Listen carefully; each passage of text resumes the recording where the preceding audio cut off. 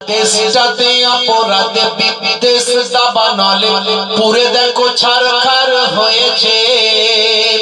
সংখ্যালঘু বলে আখলাক জুনায়েদ আনিসকে মেরে ফেলা হয়েছে। কথা ঠিক না ভুল বলে? জোরে আওয়াজ দেন।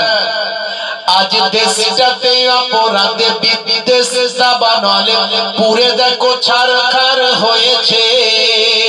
সংখ্যালঘু বলে আখলাক জুনায়েদ আনিসকে ফেলে মারা হয়েছে।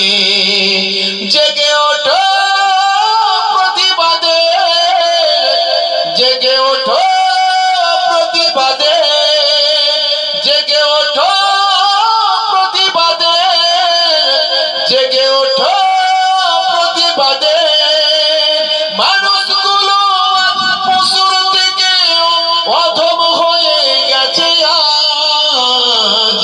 আজ রাজনীতি যাতা কলে রোহিত আনিসরা মরে বিচারা নীরবে কাঁদছে। বৃদ্ধ পিতার চোখে অশ্রু শুকিয়েছে, অপরাধী খোলা মাঠে